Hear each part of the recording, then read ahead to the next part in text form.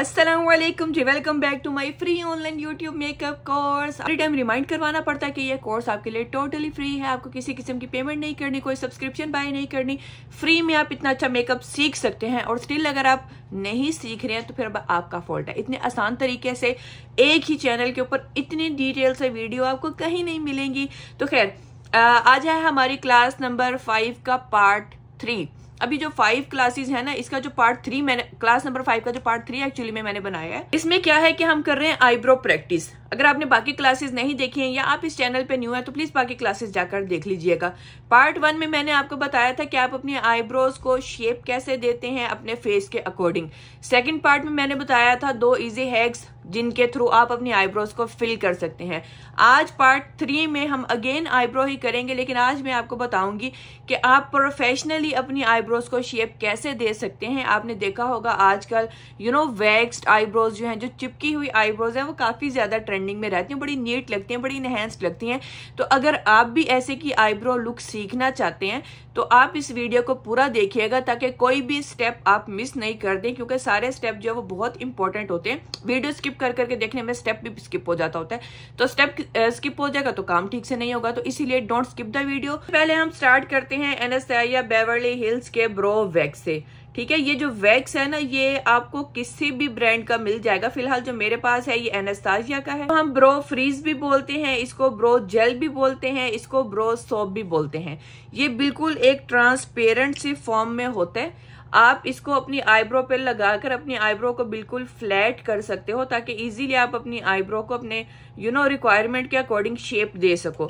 अभी ये वाला जो वैक्स है लाजमी नहीं है। ये एनास्टेसिया के प्रोडक्ट्स जो हैं ये थोड़े से एक्सपेंसिव होते हैं। अगर आपको थोड़ा चीप प्राइस में भी कोई मिलता है, अमेजोन से मिलता है, आपको आपके लोकल स्टोर से कोई भी वैक्स मिलता है, या फिर किसी नॉर्मल से जो ज्यादा हाई एंड ब्रांड नहीं है, अगर आपको उसका कोई bro soap, styling wax, bro wax मिलता तो आप वो यूज कर सकते हैं। और जो एक्चुअली में हमारे हेयर पे यूज करने वाले प्रोडक्ट होते हैं ना, जेल वगैरह, अब वो भी यूज कर लोगे तो उसके साथ भी हो जाएगा, क्योंकि ये भी हेयर ही है ना जिनको हमने सेट करना है। ठीक है, तो चलो जी अब हम यूज करते हैं अपना प्रोडक्ट। इसके साथ हमें क्या चाहिए? सबसे पहले हमें चाहिए एक ऐसे का स्पूली। ठीक है, अब इसका जो स्पूली होता है ना, ये इसका एरिया ये वाला हार्ड होता है। आपने सॉफ्ट वाला स्पूली नहीं लेना, वरना जब आप प्रेशर दोगे तो आपका स्पूली जो है वो दब जाएगा। तो जो हार्ड वाला स्पूली है ना, वो आपके हेयर को स्ट्रेट करने में, सेट करने में हेल्प करता है। तो आपको हार्ड वाला ही स्पूली लेना है। अब ये वाला मेरे पास जो स्पूली है ना, वो इसी प्रोडक्ट के साथ आया था। जब ये एनास्टेसिया बेवर्ली हिल्स का ये जेल आया था, ये इसके साथ आया था स्पूली। और इसकी बैक साइड पे ये एप्लीकेटर भी इन्होंने दिया हुआ है, जो थोड़ा सा ऐसा चिपटा सा, ऐसा फ्लैट सा है। ये क्या करता है कि जब आपने जेल लगा लेनी है तो इसके साथ आप उसको प्रेस कर सकते हो।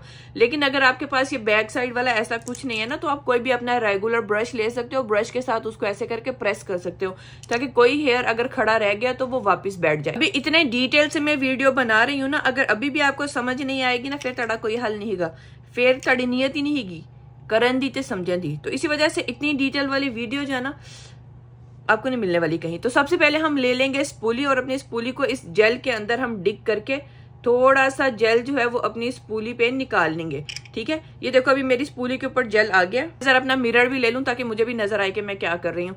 अब इस जेल को हमने लगा लेना अपने आईब्रो के हेयर पे। ठीक है, यहाँ से ये वाले हेयर पीछे कर दूं ताकि बालों के मतलब फेस के आगे नहीं आते रहे। पहले मैं इसको ऐसा ऑपोजिट डायरेक्शन में लगाऊंगी ताकि बालों की जो नीचे वाली साइड है ना, वहां पे भी हमारे पास जेल अच्छे से लग जाए। ठीक है, ऑपोजिट डायरेक्शन में मैंने पहले इसको लगा दिया। ये देखो अभी आपको हेयर लगे रहे ना थोड़ा डिफरेंट से, क्योंकि मैंने नीचे लगाया हुआ है।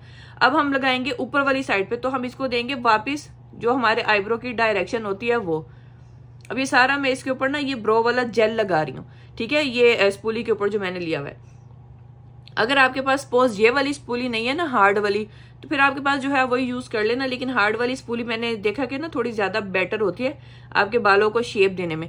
अब मैंने क्या करना है कि जेल तो मैंने अब सारा ऐसे करके लगा दिया। अब मैं अपने बालों को ना थोड़ा सा शेप दे रही हूँ, और एटलीस्ट मैं 20 से 30 सेकंड तक वेट करूंगी ताकि ये जो मैंने ग्लू लगाया हुआ है ना, ये थोड़ा सा ड्राई हो जाए, थोड़ा सा स्टिकी हो जाए। क्योंकि ये गीला गीला ग्लू जो है ना उतने अच्छे से बालों को सेट नहीं करता, आपको थोड़ा सा वेट करना पड़ता है इसका हल्का सा ड्राई होने के लिए। उसके बाद फिर जब आप कॉम्ब करोगे ना, ये ड्राई हुआ होगा, फिर आपके बाल अपनी अपनी जगह सेट हो जाएंगे। चलो जी, मैंने इसको थोड़ा सा टाइम दे दिया, अभी ये थोड़ा सा ड्राई हो गया। अब वापस मैं इसको थोड़ा सा शेप दूंगी, और शेप देने के लिए आपने क्या करना है, यहाँ पर आपने स्पूली रखनी है, इसको प्रेस करना है। प्रेस करने के बाद आपने इसको अच्छे से ऊपर ड्रैग कर देना है, प्रेस करके ही आपने ड्रैग करना है। फिर थोड़े से आगे एरिया पे स्पूली रखेंगे और फिर इसको ऊपर को प्रेस करेंगे, ठीक है, ताकि हमारे जो हेयर है ना वो सीधे सीधे खड़े रहे, सीधे सीधे, समझ रहे हो ना। फिर मैं इसको यहाँ रखूंगी और फिर इसको ऊपर को ही प्रेस करूंगी। सारे हेयर को ना हमने like you know straight straight press करते रहना है। अभी ये देखो सारे हेयर मेरे प्रेस हो गए हैं। अब ये मेरे आईब्रो का शेप आ रहा है, ठीक है। अब मैं क्या करूंगी, ये जो स्पूली की बैक वाली साइड थी ना, ये जो प्रेस वाली साइड थी ऐसा फ्लैट सी बनी हुई है, इसके साथ मैं इसको एक दफा और ऐसे करके दबा दूंगी, ताकि अगर कोई हेयर कहीं से खड़ा रह गया या चिपका नहीं है सही से तो वो अच्छे से चिपक जाए। लेकिन अगर आपके पास ये नहीं है तो आप अपने किसी भी ब्रश की ना बैक साइड इजीली यूज कर सकते हैं, लेकिन ये फ्लैट साइड होना किसी के पास जरूरी नहीं है, ठीक है। जब आपने इसको प्रेस कर लेना, फिर आपने स्पूली लेनी है। यहाँ पे जो आपके एजेस ज्यादा विजिबल हैं या ज्यादा खड़े हैं या ज्यादा लॉन्ग हैं, उनको आपने हल्का से ऐसे प्रेस करके शेप दे देना है और ऐसे नीचे को ले आना है, ताकि यहाँ से भी जो आपके एक्स्ट्रा हेयर खड़े हो रहे हैं ना वो जरा अपनी अपनी शेप में रहें, क्योंकि बहुत ज्यादा जो हेयर खड़े होते हैं ना वो भी फिर आपके वियर्ड लग रहे होते हैं। तो इसी वजह से ना आपने हल्का सा उसको यहाँ से ऐसे करके घुमाकर शेप दे देना होता है। अब हमारा अगला स्टेप क्या है, ये हमारा स्टेप नंबर 2 है। मैं इसलिए कहती हूँ ना कोई स्टेप आपने मिस नहीं करना। अभी मैंने जेल यहाँ पर लगा दिया ना, ब्लेंडिंग के टाइप पे क्या होता है, जेल थोड़ा यहाँ नीचे भी लग जाता है, ऊपर भी लग जाता है, लेकिन जब आप उसके ऊपर वापस कंसीलर लगाते हैं ना तो कंसीलर आपका ब्लेंड नहीं होता, वो स्टिकी हो जाता है, क्योंकि जेल भी स्टिकी है, उसके ऊपर कंसीलर लगेगा तो वो भी स्टिकी हो जाएगा। इसीलिए आपने इसको करना है क्लीन। अब मैंने अगेन ये अपना माइसिलर वाटर यूज किया और साथ में क्यू टिप लिए। अब इसके साथ मैं क्लीन करूंगी, ताकि यहाँ पर मेरा कोई एक्स्ट्रा अगर जेल बाहर को निकल आया था ब्लेंडिंग के टाइप पे तो वो जरा अच्छे से क्लीन हो जाए। ये वाला पार्ट जो है ना ये बहुत इंपॉर्टेंट है, क्योंकि मैंने एक दो बार क्या किया था कि बिना क्लीन किए हुए मैंने कंसीलर लगा लिया और मेरा कंसीलर वहां से बिल्कुल भी ब्लेंड नहीं हो रहा था, वो बहुत ज्यादा स्टिकी हो गया था। तो इस पार्ट को आपने मिस नहीं करना। अभी मैंने लास्ट टाइम जो वीडियो पोस्ट की थी उसके ऊपर किसी का क्वेश्चन आया हुआ था कि अगर हमारी आईब्रो के पास ये वाले एक्स्ट्रा हेयर हैं या अगर हम अपनी थ्रेडिंग नहीं करवाते हैं, आईब्रो को शेप नहीं देते हैं, तो ये जो एक्स्ट्रा हेयर है इनको हम कैसे कवर कर सकते हैं, या अगर हमने थ्रेडिंग नहीं करवाई हुई है तो फिर हम अपनी आईब्रो को कैसे शेप दे सकते हैं। तो आपने अपनी आईब्रो को जौन सा भी शेप देना, जैसा भी शेप देना, आपने वो शेप अपने ब्रश के साथ या पेंसिल के साथ ड्रॉ कर लेना है। और जो भी आपके एक्स्ट्रा हेयर होंगे ना वो आप सिर्फ कंसीलर से ही कवर कर सकते हो, इसका और कोई सोल्यूशन नहीं है। अगर आप उसको रिमूव नहीं कर रहे हो ना तो आप इसी तरह से वैक्स लगाकर पहले उसको ऐसा बिठा लो और उसके बाद उसके ऊपर कंसीलर लगा लो, फिर वो कवर हो जाएगा। तो उसके ऊपर वैक्स लगाकर कंसीलर लगाना ही उसका सोल्यूशन है, इसके अलावा आप उसको कुछ नहीं कर सकते, आपको सिर्फ कंसीलर लगा के एक्स्ट्रा हेयर हाइड करना है, ठीक है। अब बारी है हमारा पोमेड यूज करने की, क्योंकि जो भी हमारे पास एक्स्ट्रा गैप नजर आ रहे हैं हमें उनको कवर करना है। इन गैप्स को कवर करने के लिए मैं ये चॉकलेट ब्राउन कलर का पोमेड यूज कर रही हूँ। ये एवोन का है, आप किसी भी ब्रांड का कोई भी पोमेड ले सकते हैं, आप कोई पेंसिल भी यूज कर सकते हैं, कोई पाउडर भी यूज कर सकते हैं। मैं ये क्रीम वाला पोमेड यूज कर रही हूँ। अब यहाँ पर मैं ऐसा एक एंगल्ड ब्रश यूज कर रही हूँ और अपने इस ब्रश के ऊपर मैंने पोमेड ले लिया है। अब इसके साथ मेरे जो एक्स्ट्रा गैप्स हैं मैं उनको फिल करूंगी। ये यहाँ से मुझे शेप देना अपनी आईब्रो को, जैसे यहाँ पर मुझे फील होता है थोड़े बाल हल्के हैं तो मैं यहाँ से थोड़ा शेप ड्रॉ करना स्टार्ट करूंगी। इस वाले एरिया पे भी हेयर कम है तो इसी वजह से मैं यहाँ पर ना एक बारीक बारीक सी हल्की हल्की सी ना एक लाइन ड्रॉ करूंगी, ताकि आईब्रो जो है ना वो थोड़ी सी शेप्ड लगे, अनबैलेंस ना लगे, ठीक है। इसी तरह से हम आ जाएंगे थोड़ा सा ऐसा फ्रंट वाली साइड पे। फ्रंट को हम यूजुअली थोड़ा सा नेचुरल रखते हैं, तो इसीलिए फ्रंट वाली साइड पे ना डार्क प्रोडक्ट आपने नहीं लगाना, आपने इसको थोड़ा लाइट ही रखना है, ठीक है। इसके बाद ये जो हमारे अंदर वाले गैप्स है ना इनको भी मैं ऐसे ही फिल करूंगी, जैसे हम अपने हेयर की शेप होती है ना उसी शेप में हमें हल्की हल्की सी लाइन ड्रॉ करनी है, ठीक है। ये देखो बिल्कुल बारीक बारीक सी मैं लाइन्स ड्रॉ कर रही हूँ और ये जो गैप्स है ना ये भी फिल होते रहेंगे। यहाँ पर हम थोड़ी सी ऐसी स्ट्रेट लाइन लगा सकते हैं ताकि हमारा नेचुरल इफेक्ट रहे, क्योंकि नेचुरल हेयर यहाँ से स्ट्रेट ही होते हैं ना, खड़े होते हैं। तो इसी वजह से अगर हम फेक भी बनाते हैं ना तो उसको भी हम यहाँ से ऑपोजिट डायरेक्शन में बनाते हैं, लाइक या बिल्कुल सीधा। उसके बाद यहाँ से ये जो ऊपर भी हल्के हल्के से गैप है इनको भी मैं ऐसे ही फिल करके अपनी आईब्रो को दे दूंगी शेप। अभी देखो आपको आईब्रोज में डिफरेंस नजर आ रहा होगा ना, ये देखो कितनी अच्छी प्रोमिनेंट और इनहैंस हो गई, और ये कैसे से गंजी चुड़ैल के जैसी लग रही है। गंजी चुड़ैल की ना बड़ी मजे मजे की स्टोरीज है, खैर मैं भी सुना तो नहीं रही, लेकिन खैर ये है मेरी आईब्रो देखो कितनी अच्छी नीट और क्लीन हो गई है। अब जो हमारा स्टेप नंबर 4 होता है वो होता है कंसीलिंग करने का। जब आपने अपने आईब्रोज को डन कर लेना तो आपने इसको कंसीलर के साथ अच्छे से नीट कर लेना ताकि उसका शेप जो है ना वो अच्छा बन जाए।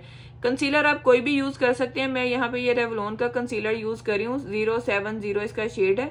और इसके साथ ना बिल्कुल मैंने अपने आईब्रोज के नीचे नीचे रखकर लगाना है, ताकि मेरे आईब्रो के जो एक्स्ट्रा हेयर है ना वो भी इसके अंदर ही कवर हो जाए। ठीक है, अब आपने देखे थे ना यहाँ पर मेरे एक्स्ट्रा हेयर थे, लेकिन उनको मैंने ऐसे कंसीलर के साथ ही कवर कर लिया, क्योंकि जब आपने रिमूव नहीं करने होते ना तो फिर आपके पास सिर्फ कंसीलर ही ऑप्शन होती है। और ऐसा नहीं होता कि कंसीलर के साथ वो गायब हो जाएंगे, बस कंसीलर के साथ वो ना थोड़े कम विजिबल हो जाते हैं, लेकिन ऐसा नहीं है कि वो कहीं चले जाएंगे कि बाद में आप कंसीलर लगाओ आपको ये तो भी थोड़े थोड़े नजर आ रहे हैं, तो वो नजर तो आएंगे ना, क्योंकि हेयर है वो वहां पे। इसके बाद आप कोई भी ऐसा ब्रश ले सकते हैं या ब्यूटी ब्लेंडर ले सकते हैं, उसके साथ आपने इसको कर देना है ब्लेंड। और इसकी ब्लेंडिंग की टेक्निक मैंने अपने फर्स्ट वाला जो लेसन था उसमें आपको बताई थी, इसीलिए मैं कह रही हूँ ना कोई लेसन आप मिस नहीं करना, ताकि आपको सारी चीजें ग्रेजुअली समझ आती रहे। अभी अगर मैं ब्लेंड कर रही हूँ और आपने सिर्फ यही वीडियो देखना स्टार्ट किया तो आपको नहीं समझ आएगी कि मैं कैसे ब्लेंड कर रही हूँ, लेकिन फिर भी मैं आपको बता देती हूँ कि जब आपने ब्लेंडिंग करनी होती है ना तो हमें क्योंकि शेड की कवरेज भी चाहिए होती है, हम हल्का हल्का सा डैब करते हैं और ड्रैग करते हैं, हल्का हल्का डैब करते हैं ड्रैग करते हैं। ठीक है, ये सारी डिटेल ना मैंने अपनी क्लास नंबर जो इसका पार्ट 1 था ना उसमें बताई थी, ताकि आपको अच्छे से समझ आ जाए कि आईब्रोज को फिल कैसे करना और ब्लेंडिंग किस किस चीज के साथ आप इजीली कर सकते हैं। ठीक है, अब ये देखो ये हो गई है हमारी आईब्रोज जो अच्छे से इनहेंस भी हो गई हैं, नीट भी हो गई हैं, क्लीन भी हो गई हैं। और इसके साथ अगर हम इसको थोड़ा सा और ब्राइटन अप करना चाहें तो हम इसके ऊपर थोड़ा सा कोई हाईलाइटर भी यूज कर सकते हैं, ताकि ब्रो एरिया जो है ना वो हमारा अच्छा सा प्रोमिनेंट हो। अब यहाँ मैंने लगा दिया एक नेचुरल से कलर का हाईलाइटर, नजर आ रहा है ना। ये देखो ये हो गई है हमारी आईब्रो। अब देखो ये कितनी प्यारी लग रही है ना, कितनी शेप में आ गई। अब ये वाली आईब्रो आप देखोगे तो थोड़ी सी आपको ऐसा रफ लगेगी, अनबैलेंस लगेगी। तो इस तरह से आप भी अपनी आईब्रोज को ना प्रोफेशनली आप भी ऐसे बना सकते हैं।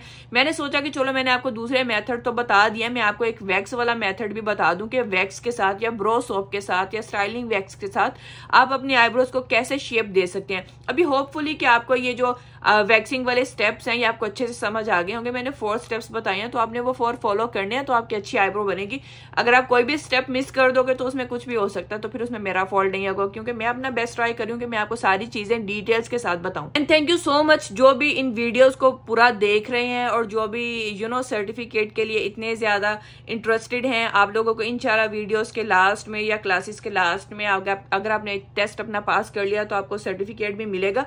एंड होपफुली आपको ये क्लासेस यूजफुल लग रही होंगी। अगर आपने ये वीडियो को पूरा देखा है तो डन लिखना मत भूलिएगा, और विदाउट वीडियो देखे डन नहीं लिखा करें, वीडियो देख के डन लिखा करें, क्योंकि फिर मुझे पता होता है कि कितने लोग इसमें इंटरेस्टेड हैं, कितने लोग पार्टिसिपेट कर रहे हैं मेकअप सीखने के लिए।